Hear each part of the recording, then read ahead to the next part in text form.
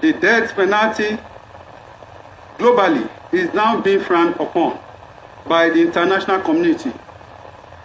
Consequently, and in the interest of justice,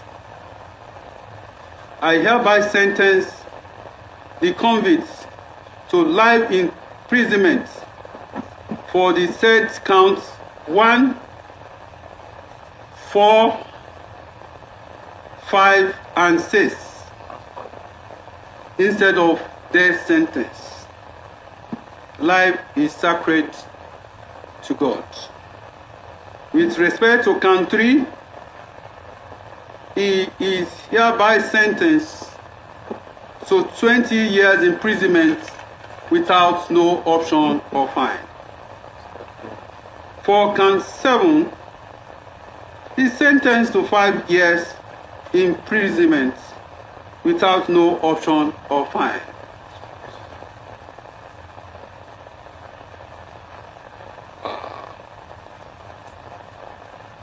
To extend the mercy, I hereby order that the sentence shall run concurrently. And due to the nature of the offenses that borders on terrorism and the attitude, violent nature of the defendants that I have taken judicial notice. The last adjourned date, he was so unruly and expressed violence, even was about to beat the security officers there. This morning, he repeated same. That has been his trait, his attitude. So I have no hesitation in coming to the conclusion that convicts has a tendency of violence. The tendency of violence has not left him. It is based on this that he must be kept in facility that is suitable for his custody, as putting him in Kuje Correctional Center may not be appropriate. And also, I take judicial notice and that for conclusion of the judgment and from the exhibits that I've analyzed in my judgments, substantially, the convicts made use of computer device like phones in making broadcasts to incite and call for all these atrocities. It is based on that without hesitation, I agree with the counsel to the prosecution that the convicts must not be allowed near any digital device, and if he must be closely monitored by the Office of the National Security Advisor. And also, with the atrocities, the number of killings and the effect of the acts of the convicts on the people of Southeast, I think it deserved protective custody. Due to this offense, I ordered that if the convicts be kept in protective custody in any custodial center in any part of the country. And also, the objects of crime in respect of count 7 that has to do with the transmitter. The transmitter is hereby forfeited to the federal government.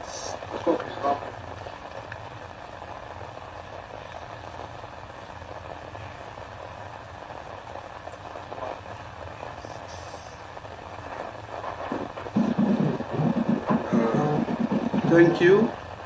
So sad as the leader of indigenous people of Biafra, Nnamdi Kanu, has been convicted to life imprisonment. it's not going to be an easy task for the people and the lover of the IPOP leader Nnamdi Kanu. But a lot of things are really happening now in Nigeria that majority of the people are now wondering that what is really happening. Why would the government that arrested Nnamdi Kanu, prosecute Nnamdi Kanu in Nigeria, now convicted Nnamdi Kanu in Nigeria for life imprisonment?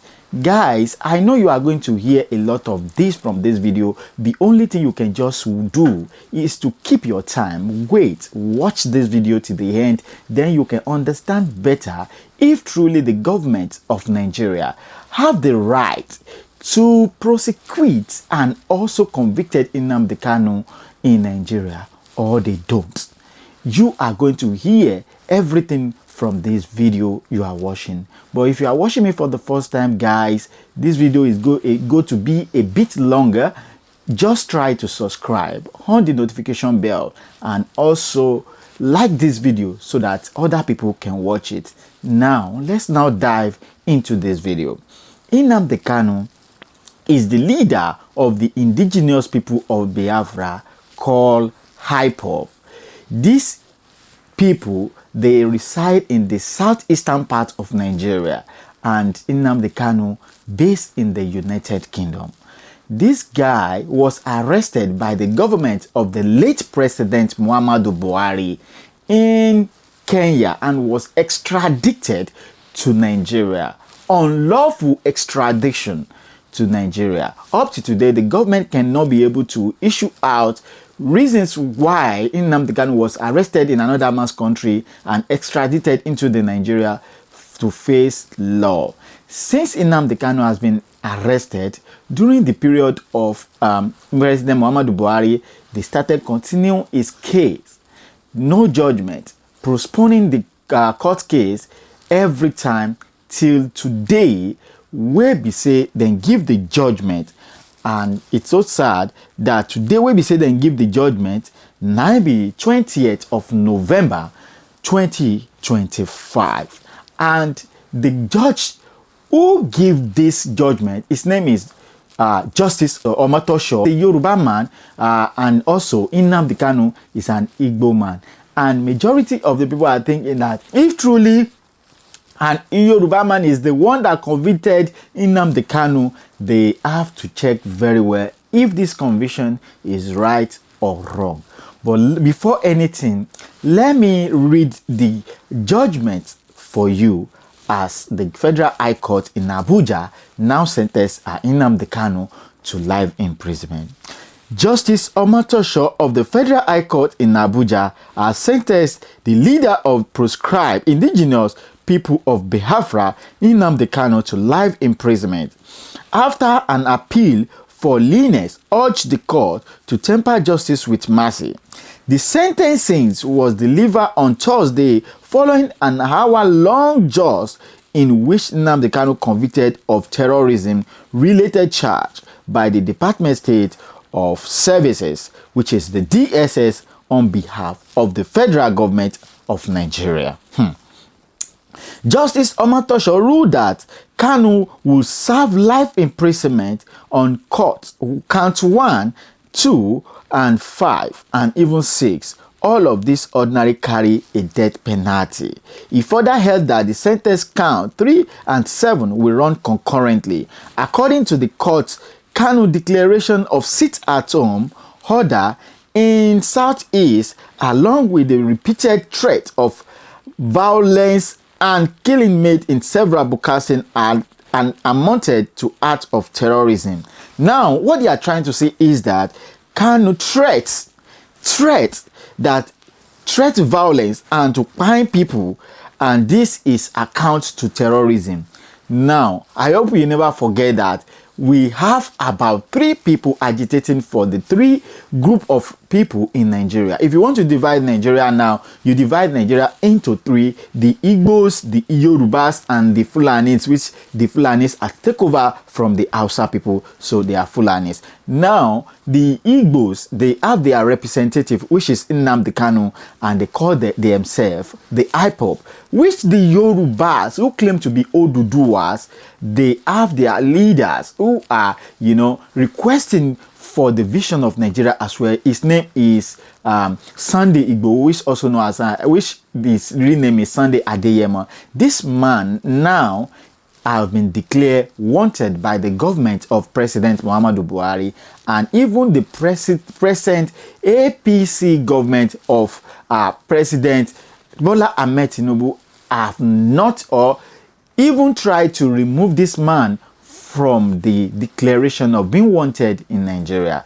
Sunday Igboho still they declare wanted in Nigeria up to this moment. When you want to come into Nigeria in the follow Kutonu, follow all these neighbor country to enter Nigeria, if Sunday Igboho follow the main route, like travel from Nigeria airport, from abroad airport to Nigeria airport, they are going to arrest him because he still declared wanted in Nigeria, and his account is being froze since the era of President Muhammadu Buhari. Up to this moment I'm talking to you, Sunday Igboho did not have access to all his properties, money, and even normal life. So that one is still there. And we have Nnamdi Kanu also fighting for his people. He's being charged in court. Now let's talk about the Fulanis. We have heard about a lot of stuff happen in the northern part of Nigeria, now coming to the Kwara state, which is the Ilorin people, and also the one that happened recently in Eruku, where the Fulani X-Men, the bandits, came into the church and find a lot of people and even kidnap a lot of people, take them away out of the state, and their whereabouts now is not being known to anybody. And I hope you never forget, guys, that in Nigeria also about 35 children are being kidnapped from their schools, and their principal is being fined. And now up to this moment, the government have not said anything about these 35 children who are being fined. Now we also talk about the government of the Americans say they are coming to rescue Nigeria from genocide of this banditry, terrorism, and also the ISWAP and Boko Haram, who are killing or killing the Christians in Nigeria. That one is also there. Now, I see no reason, to be frank with you guys, I see no reason why Nnamdi Kanu is going to put a life imprisonment and Sunday Igboho is going to be declared wanted, and the Sheik GUMI, who is the representative of this banditry and all this Boko Haram and the Fulani X-Men, is still living comfortable, moving around comfortable, enjoy his life, normal lifestyle in Nigeria, and nobody has ever touched this man. This man have said in the videos, several videos, defending this banditry, defending Fulani X-Men, defending the killing of the people, and even supporting them on a live broadcast against the Nigerian people, against the Nigerian government in so many occasions, and the government has never summoned him for interrogation or even prosecute him based on that. I hope you never forget that they are prosecuting Nnamdi Kanu based on live broadcasts that he made against the Nigerians and said, okay, he wants Igbo country.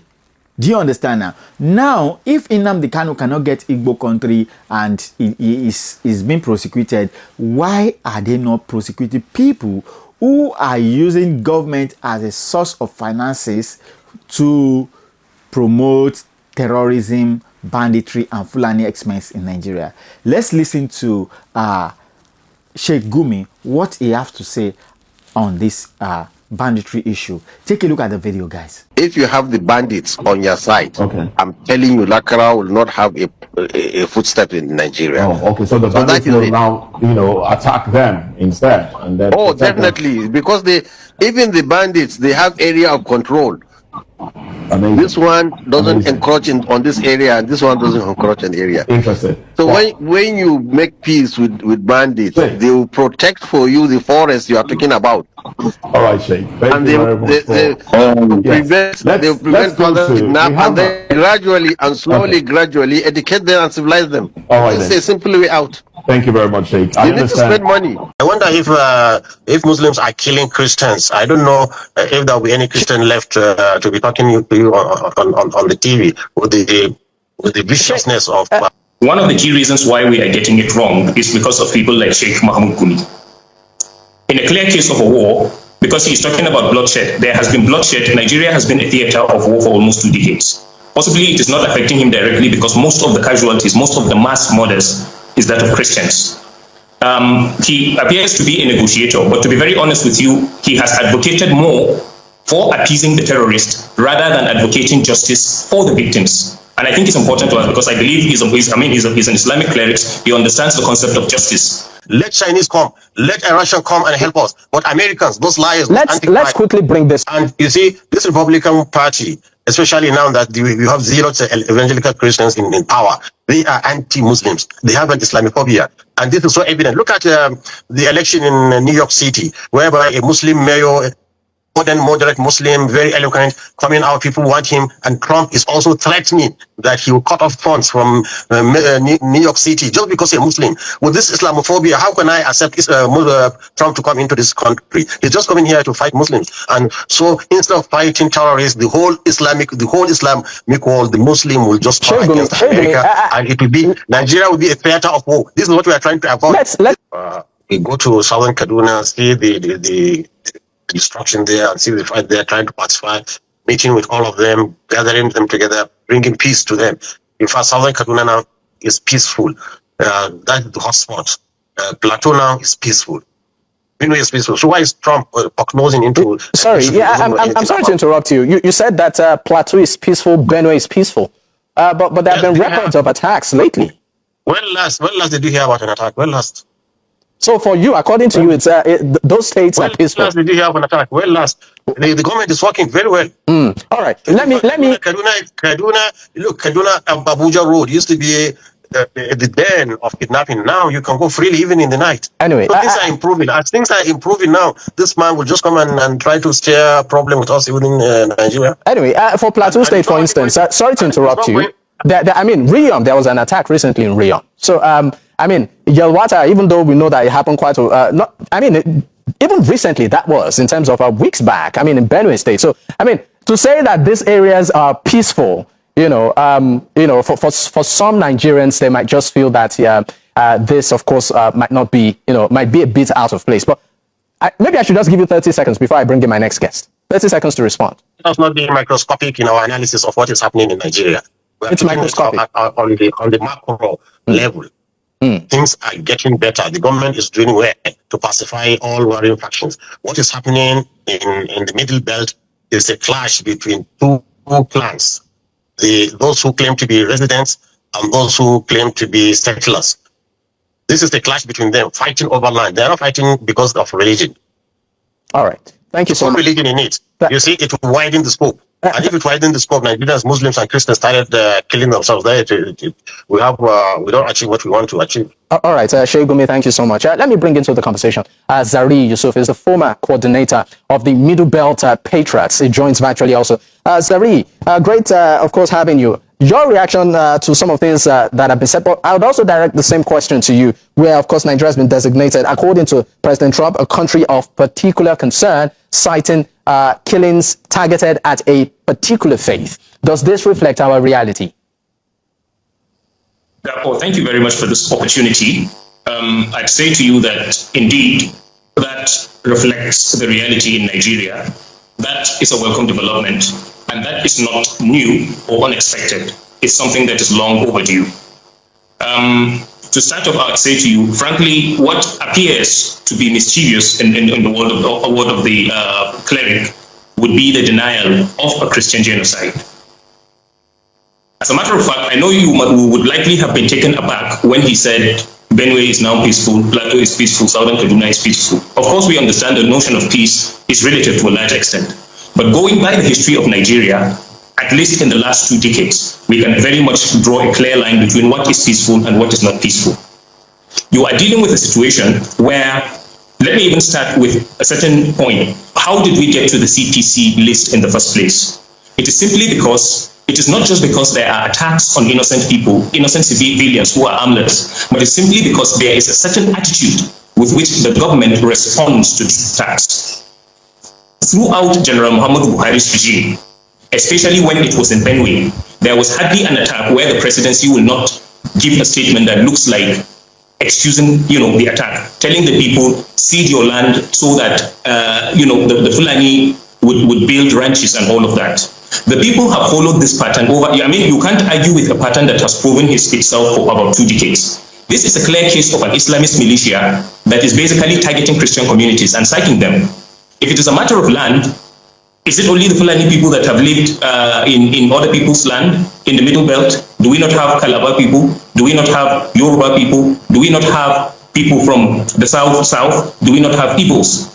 Why is it only from one end? And if it is a battle over land, say crisis for instance, why is it only that one particular group is strictly composed of Muslims, they are sophisticatedly armed, and they are always killing the other groups who happen to just be agrarian people living their lives, and they just turn out to be Christians? So the idea of putting Nigeria on the CPC list reflects the truth of it. It is not as if somebody woke up in the morning and met a group of people living peacefully and then decided, let me bring in misunderstanding to them. Of course, he has been dismissive of the reality on ground, saying he doesn't want a scenario where Christians and Muslims will start killing each other. There is no such scenario. The only scenario we have are armed Islamic terrorists that have been killing Christians for almost 2 decades. So what exactly are we talking about? And what exactly are we afraid of being put on the CPC list? I remember the statement is that if the government will not take the responsibility of ending these killings, then of course the international community has a legal and a moral responsibility to step in. Wherever there is a genocide, you don't need the permission of the government of that country to end it. All right. It's just like killing. Let's quickly look at our approach in tackling insecurity as a nation. This, of course, has been festering for quite some time. We've seen, and that's years, I'm talking about years here. We've seen different approaches.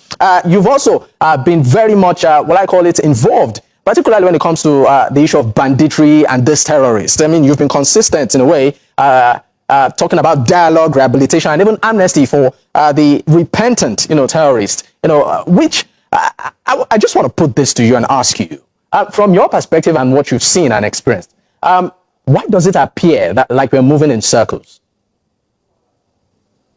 Before I get to that, what I can see clearly is why do you put the list of Christians killed without a corresponding list of Muslims killed? Muslims in the southern Kaduna and in Plateau are killing the thousands. And it's not only the militias they are killing them, even the Air Force have bombarded and killed so many villagers like that. So why don't we have a list of that?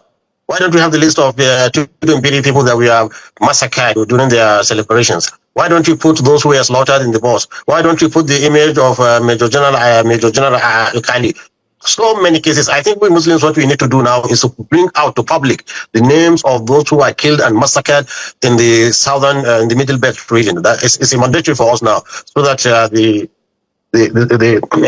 string of the information will not tilt against what is happening. It's two people fighting. It's a case of two-sided fight with both sides having casualty. To paint it as Muslims killing, I wonder if Muslims are killing Christians. I don't know if there will be any Christian left to be talking to you on the TV with the viciousness of Sheik GUMI. So I mean, you've established from your perspective also a pattern. But what have we been getting wrong? Why is it that we are still back to this same conversation of insecurity? You've been part of the process. I mean, you've been pretty much. The situation is improving. The interference of America will only worsen it. This is what we are saying. But gradually, Nigerians are healing slowly and gradually. So for you, you feel that the security situation. You feel the security situation in the country is improving. The precedents tells you that these are people who lie behind moral issues and attack people for their resources. We have seen that in Libya, we have seen that in Iraq, we have seen that even recently in attacking Iran over its peaceful nuclear. What will they do with Nigerians too? And you see, this Republican Party, especially now that we have zealous evangelical Christians in power. They are anti-Muslims. They have an Islamophobia. And this is so evident. Look at the election in New York City, whereby a Muslim mayor, modern, moderate Muslim, very eloquent, coming out, people want him, and Trump is also threatening that he will cut off funds from New York City just because he's a Muslim. With this Islamophobia, how can I accept Trump to come into this country? He's just coming here to fight Muslims. And so instead of fighting terrorists, the whole Islamic world, the Muslim will just come against America, and it will be, Nigeria will be a theater of war. This is what we are trying to avoid. Let's quickly bring this back home. We are against American intervention. Let Chinese come, let Russian come and help us. But Americans, those liars. Let's quickly bring this home. Before I leave you, before I let you go and move to Zari, what's your position on the idea of rehabilitation and amnesty for repentant terrorists? So if they repent, what do you want to do? To kill them? Jesus Christ, taught us that, you see, if somebody repents, a prostitute came to him, they wanted to stone her because it's stoning and killing. And he said, go and sin no more. This is even Christianity. So what do you want us to do? Put them and that is what is called genocide. If they surrender, then we accept their surrender and rehabilitate them and make them useful Nigerians. So if they want to fight in the army, it's even better. They want to fight those people who. So you're saying it's okay for it's okay for repentant terrorists to fight in the army? It's even better because they know the secret of the bandits. But do you think that has helped us over the years? Because where I'm going to with this.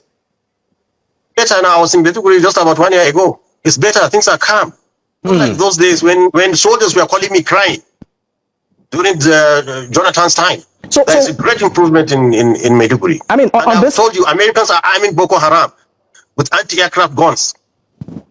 These same Americans, this same criminal country that wants to come and disturb Nigerians. All right. I'm still going to stay with you on this, please. Do not allow these antichrist people to come into Nigeria here. I'm telling you, because we all suffer. Nobody will find it easy. So don't think they are coming here to save you. They don't even, they're Christian. This man who is groping women and doing all that kind of thing, this man, a convicted felony, giving money to a prostitute so that she will keep quiet. This same man you tell me is fighting for Christian. Is that Christianity? Sheik GUMI, let me leave you for a moment, and let me, of course, bring in Zari Yusuf. Zari, quickly, maybe you'd like to react to some of the things that have been said, but my question to you also is, where have we been getting it wrong as a nation? Why are we still having this conversation, even after many years and several efforts? One of the key reasons why we are getting it wrong is because of people like Sheik Mahmoud Gumi. In a clear case of a war, because he's talking about bloodshed, there has been bloodshed. Nigeria has been a theater of war for almost 2 decades. Possibly it is not affecting him directly because most of the casualties, most of the mass murders is that of Christians. He appears to be a negotiator, but to be very honest with you, he has advocated more for appeasing the terrorists rather than advocating justice for the victims. And I think it's important to us because I believe he's an Islamic cleric. He understands the concept of justice. How do you deal with a scenario of people raping women, people killing soldiers, people decimating homes, people sacking communities, but then the strength of your advocacy is that the government should appease them? Where in the whole world, in the history of any war, whether guerrilla warfare, whether military warfare, have you ever found a situation where there is an active bloodshed going on, and then you believe that appeasing the criminals that are carrying out these genocidal attacks and infusing them into the military will help? From the very beginning, when the notion of amnesty, de-radicalization and integration began, we have never seen a scenario where these repentant terrorists, as they call them repentant, have ever led people to their camps and they were decimated. They have been growing exponentially. They have been acquiring more arms. So that is basically the problem we are having. We are getting it wrong simply because we have managed to create a false narrative. An example is we have managed to compartmentalize terrorism or these Islamist activities to look as if it is only Boko Haram that is doing it. The reason is because the rest of the terrorist groups that are jihadist in nature have been forged into different names. For instance, he's talking about true fighting. There is no true fighting anywhere. It is important also, we would love it if you are able to have an example of one Christian militia that is operational in either Sokoto or any of the Muslim dominant state that have been raping women and killing people. Then we can understand that. And at least the Muslims will equally lend their voice and say, okay, whatever it is the Americans are claiming that the Christians are suffering from, we are also suffering from it. And since it is all about eradicating terrorism, then good, come and eradicate them. But I think the problem is not just because there are foot soldiers who are killing people. It is because there are people who are sympathetic to the jihadist cause. There are people who are sponsoring them. And the involvement of any foreign nation in a scenario where there is a genocide does not end with the foot soldiers. It traces those who are sympathetic to their cause, whether because of political or religious or ideological beliefs. It equally traces those who sponsor them. And I think that is primarily where the problem lies in Nigeria. We are not sincere with the war against terrorism.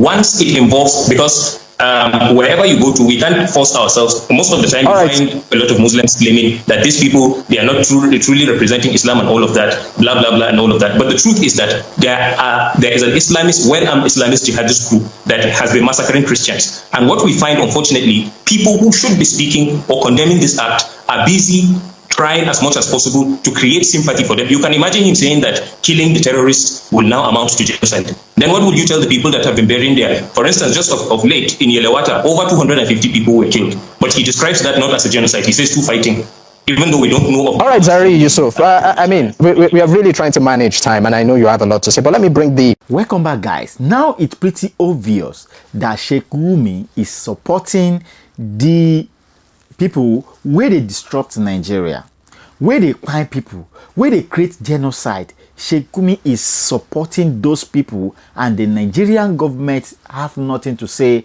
about this issue of Sheik GUMI, not for interrogation or arrest or even prosecution. They free him because he's a Fulani man and he's also from the northern part of Nigeria.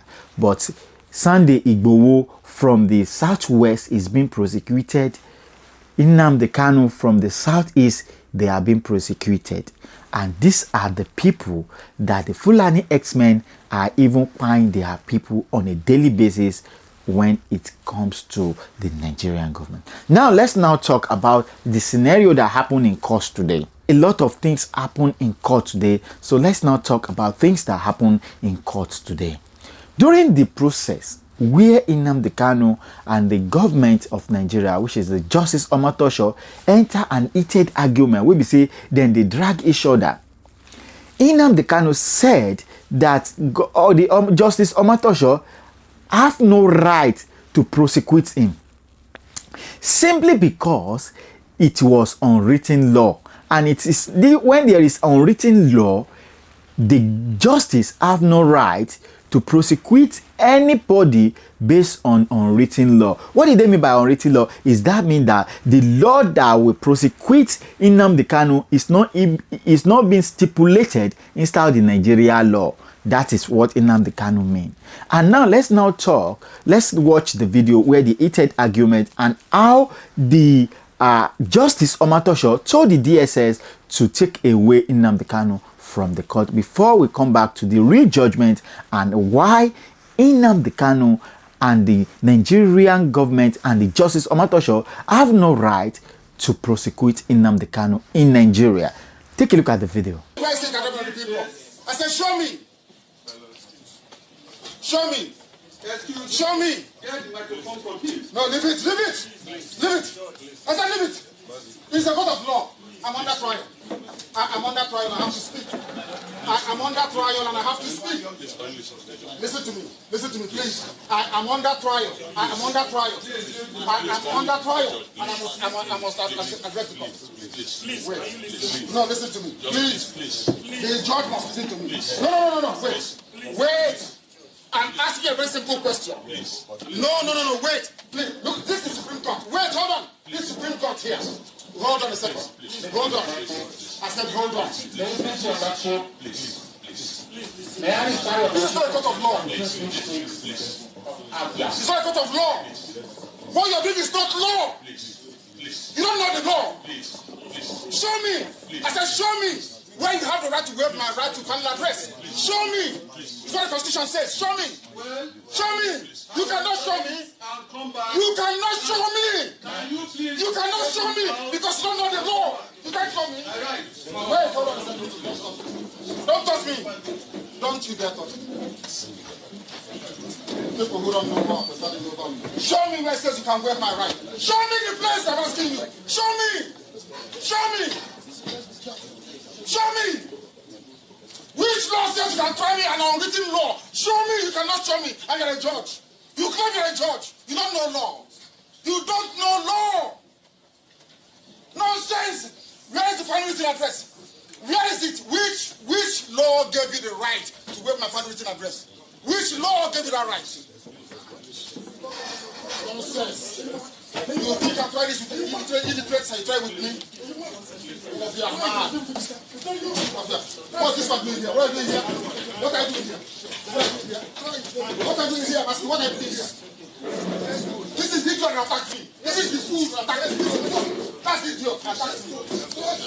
That's the fool. Don't touch me. Don't push me. I'm going, don't touch me. I'm warning you, don't touch me. I'm warning you, don't touch me. Don't touch me. Don't touch me. I said, don't touch me. Don't. Smart people. You don't know law. Show me where it says you can waive my right to an address. Show me the law. Show me the law. I want to show me the law. You don't know law. Let it be on record. Any judgment in this court is rubbish. Welcome back, guys. Now you've watched that video. Now this is the question rolling in the mind of many Nigeria. Did Nigerian government get the right to prosecute Nnamdi Kanu in Nigeria? The answer should be no, because according to the Nigerian government and according to what really happened, they say Nnamdi Kanu committed this offense not on the soil of Nigeria. Nnamdi Kanu, based in the London, United Kingdom, this is where Nnamdi Kanu made some broadcasts to Nigerians. And if they want to prosecute Nnamdi Kanu, they have to prosecute him where he has committed that offense, not extraditing him. And if it's possible for an extradition, the only person who can extradite Nnamdi Kanu back to Nigeria should be the UK government. Nnamdi Kanu explained this to journalists for them to know that they are just prosecuting him based on personal interest, hatred, and all those things like that. Let's take a look at the video where Nnamdi Kanu have said this. The public must understand, most of you journalists, the legal correspondents, you don't take time to actually study some of these rulings and judgments. Go and study. In fact, I'll give you this. Give it to her. Yes, what is it? I'll give it to her because I think she's a bit more. Give her the Shrewd judgment. Can you hold this for me? She can. I want to let the whole world understand something very, very clear. In all this is the judgment of the Supreme Court. It made it very clear that even that the impartiality of the judge is questionable. And it's here. Where is it? Please do bear with me. It says it here. What is it, page? What is that again? Where it says all these things are online. Is it not page 18? All these things are online. So I suggest that the journalists in this country actually take out time to do some basic research. It's not difficult, just minor research. You will understand the vacuousness, the emptiness of all the charges against me. Okay. They kept switching the charges. They said I committed this crime in England, isn't it? Yes. I made a broadcast in England. Yes. And in 9 charges leveled against me, this place where I committed this crime was London, United Kingdom. Yes. When my lawyers came to see me, I had a discussion with them about how I'm going to defend myself. I told them that no court in Nigeria has jurisdiction to try me. Because since this offense was committed in England, so they said, it's only a UK court that can give a Nigerian court the authority to proceed, isn't it? Yeah, based on that, they removed London. Based on that, they now amended the charge again and removed London. Location of the broadcast. Location of the broadcast.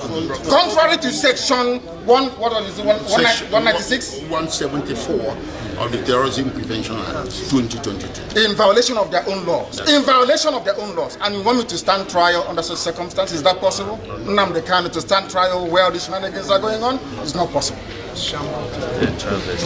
Yes.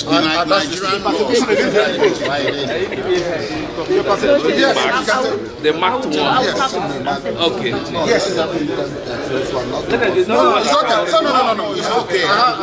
We have many of them. Mr. Kanu, one last question. With reference to what she has asked earlier, Justice Biereonwu made it known that she's one of the senior judges in this court. Yes. What if? And I have respect and love for her. She knows. What if this case comes back to her because she said no other person? It is not possible. This persecution of the Igbo people, this orchestrated, almost global persecution of the people stops with me. It cannot happen. It can never happen. That is why we do what we do. That is why I do what I do. I am campaigning for the freedom of my people because of the persecution that we are facing. It's as simple as that. Nothing more, nothing less. Thank you very much, sir. Welcome back, guys. Now you've watched that. Now, hearing this from Nnamdi Kanu, let's be sincere to each other. Nnamdi Kanu did not committed any offense on the Nigerian soil. Yes, this offense they are talking about was committed in United Kingdom. And since that time, Nnamdi Kanu have removed or exclude himself from the Nigerian soil, travel to Kenya. They arrested him in Kenya, not on a normal process of using Interpol or written to the government of Kenya to extradite Nnamdi Kanu. No, they just kidnapped Nnamdi Kanu from the soil of Kenya and bring Nnamdi Kanu to the soil of Nigeria and said they want to prosecute him. Nnamdi Kanu have said that they have no right to prosecute him. But so unfortunate as Nigeria don't be now, you can never have your justice in Nigeria when it comes to, if you fall in the people that are really disrupting the government to have their national cake being divided between them, they are going to deal with you. But if you are supporting like what Sheik GUMI is doing now, Sheik GUMI is increasing how they are going to allocate a lot of money to the Nigerians, say Nigeria is not safe. We've go and borrow over $1 billion to fight insecurity. That is what the Nigerian government love much to do. But when it comes to you telling them the truth, why they have to fight for their citizens, why the life of the citizens have to be better, or why Nigeria is not working for anybody, they have to divide the Nigeria and let everybody move, that means you want to divide their national cake and they will use everything they have in their life to fight you. And that is what played out in the case of Nnamdi Kanu and the Sunday Igboho case. Well, before you come under the comment section and say a lot of stuff that, okay, see this person is from this, I'm a Yoruba man and I know what is right and what is wrong. So telling you what is wrong and what is right now, it doesn't mean that I don't know how Nigerian government behave and waiting Nigerian government fit use to make sure that we have a better country. It's so sad that we're having something like this in Nigeria, but Nnamdi Kanu now is going to be in life imprisonment. Well, this has created a lot of mixed reactions. The judgment has created a lot of mixed reactions in Nigeria. So I would like to read one or two comments about what people really say about this issue, if truly they are satisfied with the judgment that pronounced Nnamdi Kanu life imprisonment, or they are not really satisfied with this. So let me read one or two comments, what people have to say about this for you. And somebody said, which is a Cynthia Samuel, said many strong men suffer this same fate and come out stronger. Justice is feared to Boko Haram but unfair to Nnamdi Kanu. Time will judge. What he fought for is coming. What is fought for coming alive. May Nnamdi Kanu succeed. Is a brave and hero. May Biafra come alive. That one is coming from Cynthia Samuel. He said, what Nnamdi Kanu fought for, may he come alive. So sad that the Boko Haram, they are enjoying their life, they are living their life comfortably, and those people who believe that Nigeria deserves more better, they are being prosecuted on a daily basis in Nigeria. And another person said he's not the first person. Nelson Mandela was sent to prison for fighting for freedom for his people. After then, he was given the freedom he was fighting for. He will come out stronger. Well, I think this Nnamdi Kanu conviction is based on political prosecution and conviction, which we also see what really happened in the South African of Nigeria, where their former president Nelson Mandela was prosecuted and even sentenced to life imprisonment, and at the end of the matter, this man came out free and even give them more freedom in South Africa. Yeah, and another person said Nnamdi Kanu will walk away on presidential pardon. On things I learned from this man is you can stand on what you believe in and you can stand on it till death. And I have never seen a man who has brave to pine and only watch it in movie, but I just saw it now. Yeah, Nnamdi Kanu has been a brave man. Every man know this, and it's so sad that something of this nature is coming to Nnamdi Kanu. Guys, why do you think, what do you even think is the problem of Nigeria government? Why do you think they don't want to release Nnamdi Kanu? Because when I checked, the last time I checked, I don't know exactly why they don't want to release Nnamdi Kanu. Is it because Nnamdi Kanu agitated for Biafra, or simply because they think it's going to break where they are seeing this money, it's going to divide where they are seeing the money? Let's be frank to each other. To be truly frank to each other, did Nigeria really favor the mere citizens every day by day? No.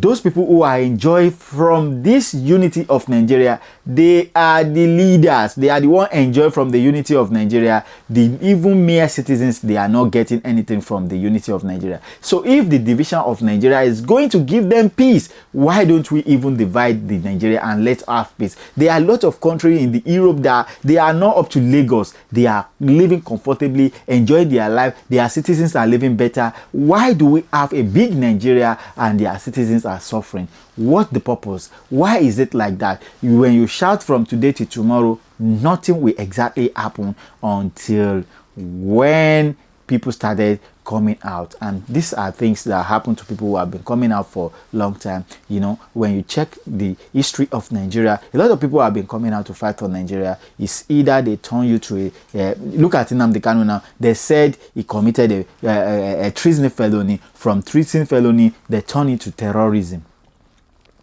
And this is exactly what happened when the Nigerian government want to manipulate a case against you.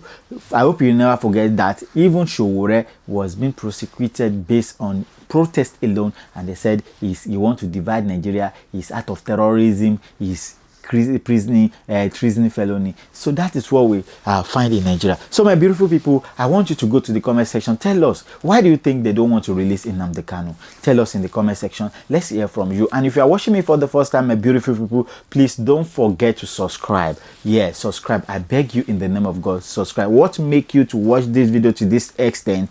That same things will make you to subscribe for another video that we are going to upload. Share this video, give a thumbs up, and I'm going to see you in another video. Peace be unto you.